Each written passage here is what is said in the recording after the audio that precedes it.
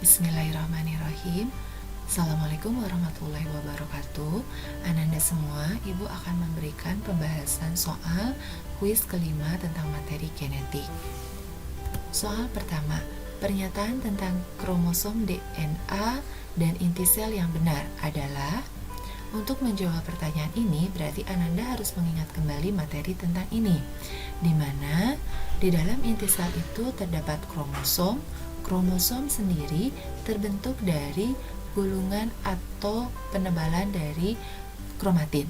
Nah, di dalam kromatin sendiri jika diteliti lebih lanjut atau dilihat lebih dekat lagi, itu terdapat DNA. DNA yang berbentuk heliks seperti ini dan terikat untai ganda, ya. Artinya pilihannya itu adalah C. DNA berbentuk heliks ganda terpilin dalam bentuk kromosom dan berada di dalam inti sel. Selanjutnya, jika sel tubuh pada sebuah cabe mempunyai 26 kromosom, maka jumlah kromosom pada putiknya adalah 13 buah. Mengapa begitu? Putik adalah sel kelamin betina, maka setengah kali 26 sama dengan 3 buah kromosom. Pembahasannya, kromosom tubuh atau autosom adalah kromosom yang menentukan ciri-ciri tubuh. Contoh, ukuran pendek atau tinggi tubuh, warna kulit, bentuk hidung, bentuk daun, warna cabai, warna daun, warna bulu, dan sebagainya. Nah, di sini sel tubuh cabai berarti di bagian tubuhnya, baik di daun, batang, maupun akarnya. Untuk itu, ini adalah sel kromosom tubuh. Kromosom tubuh ini jumlahnya adalah 2 kali dari jumlah kelamin. Kromosom kelamin atau kromosom gonosom. Apa kromosom gonosom? Atau disebut juga ada yang menyebutnya kromosom seks. Kromosom gonosom adalah kromosom yang menentukan sel kelamin atau gamet, baik itu pada sel kelamin jantan ataupun sel kelamin betina. Kromosom kelamin jumlahnya setengah kali dari kromosom tubuh. Nah, karena ini adalah kromosom tubuh dan yang ditanyakan adalah kromosom pada putik. Putik itu adalah sel kelamin betina pada tumbuhan. Karena sel kelamin jantannya adalah benang sari. Ini adalah, maka dari itu untuk mencari sel kelamin pada putik, kromosomnya caranya adalah setengah kali 26, yakni 13 kromosom. Paham ya? Lanjut, berikut ini adalah pernyataan mengenai jumlah kromosom manusia. Pernyataan yang benar adalah 2 dan 5. Kromosom tubuh manusia adalah 44 buah. Kemudian jumlah kromosom manusia secara keseluruhan adalah 46 buah. Kita lihat dulu, ini adalah kromosom karyotipe dari human chromosome atau kromosom manusia. Kromosom tubuh ini mulai dari angka 1 sampai 22. Ini tipenya, jenisnya. Maka kromosom tubuh itu adalah 22 pasang atau 44 buah. Nanti ini kromosom tubuh nomor 2 betul. Selanjutnya, yang paling terakhir, kromosom nomor 23, ini adalah kromosom gonosom atau kromosom seks. Nah, yang ini ya. Di mana kromosom seks ini terdiri dari 1 pasang atau 2 buah. Jumlah kromosom seks salah ya, kalau 4 buah harusnya hanya 2 buah. Lihat dari gambar ini. Maka jumlah kromosom manusia keseluruhan adalah 23 pasang atau 46 buah? Jawabannya adalah 2 dan 5. Tuh.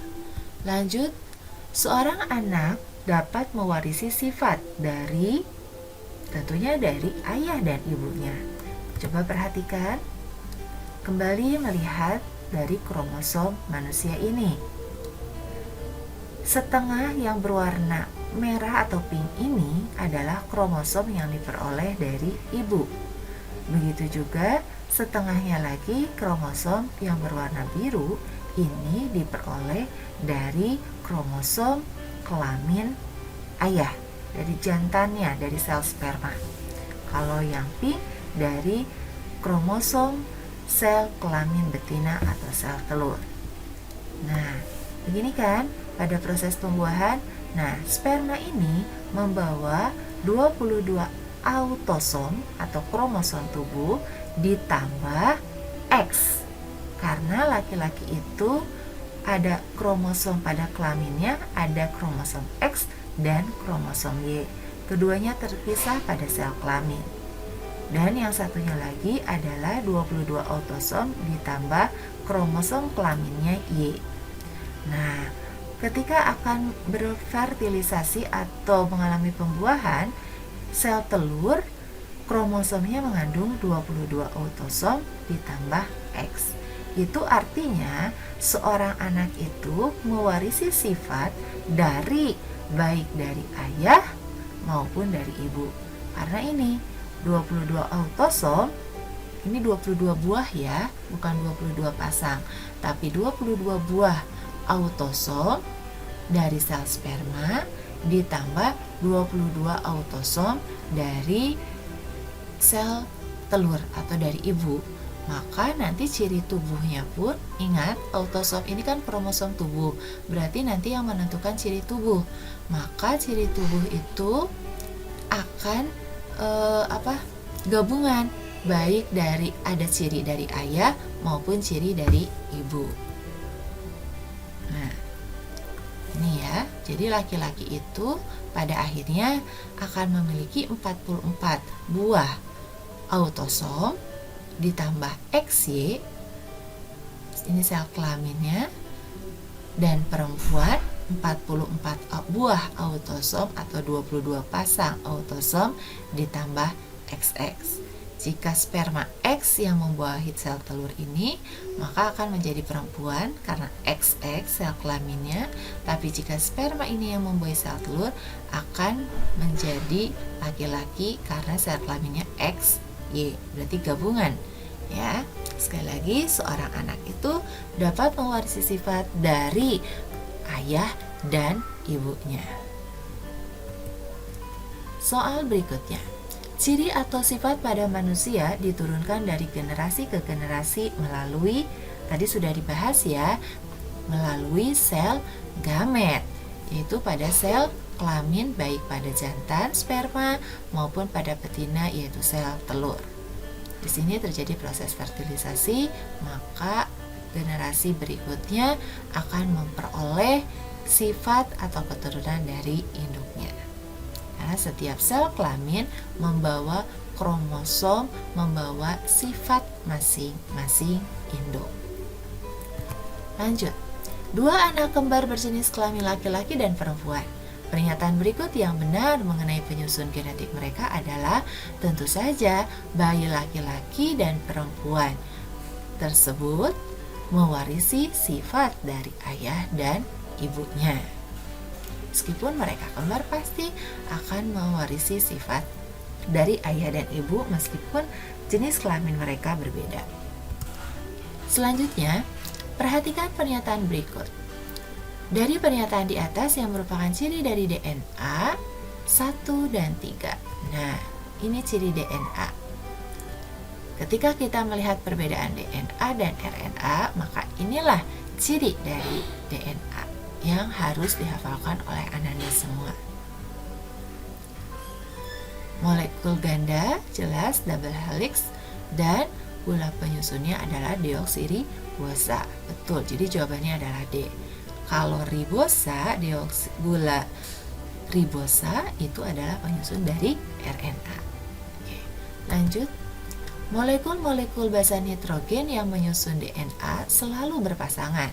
Pasangan-pasangan basa nitrogen DNA yang tepat adalah, karena DNA itu adalah double helix ganda, artinya basa nitrogennya itu saling terikat kembali. Berbeda dengan RNA nanti, kalau DNA itu maka basa purin yang terdiri dari adenin dan guanin itu akan selalu berpasangan dengan basa pirimidin, timin dan sitosin. Adenin selalu berpasangan dengan timin dan guanin akan berpasangan dengan sitosin. Nah, itulah sebabnya DNA itu memiliki double helix, karena basa nitrogennya terikat lagi dengan basa nitrogen.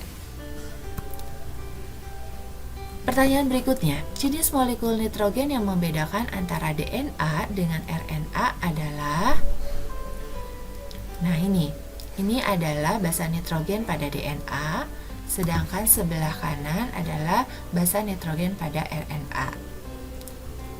Basa pirimidinnya yang berbeda. Lihat, kalau pada urasil itu kalau pada RNA itu mengandung urasil, yakni sitosin dan urasil. Jawabannya adalah B, betul ya. Lanjut, perhatikan gambar struktur diagram DNA berikut ini. Nah, ini potongan dari struktur DNA yang merupakan contoh rangkaian satu nukleotida ditunjukkan oleh rangkaian huruf. Ingat, satu nukleotida. DNA itu tersusun dari nukleotida. Satu nukleotida itu terdiri dari gugus fosfat, gula deoksiribosa, dan basa nitrogen. Kalau ada paling pojok ini yang berupa lingkaran berarti dia fosfat. Kemudian seperti segi 5 ini berarti adalah gula pentosa, dan ini adalah basa nitrogen. Jadi yang merupakan contoh rangkaian satu nukleotida itu adalah PST. Kita lihat CAT. Tentu saja ini salah karena ini adalah sama-sama basa nitrogen. GCS ini juga basa nitrogen 2 dan ini gula. TAS sama, dan PST salah ya karena ini basa nitrogen 2, ini gula. PST ini adalah fosfat, ini gula pentosa, dan T-nya adalah basa nitrogen.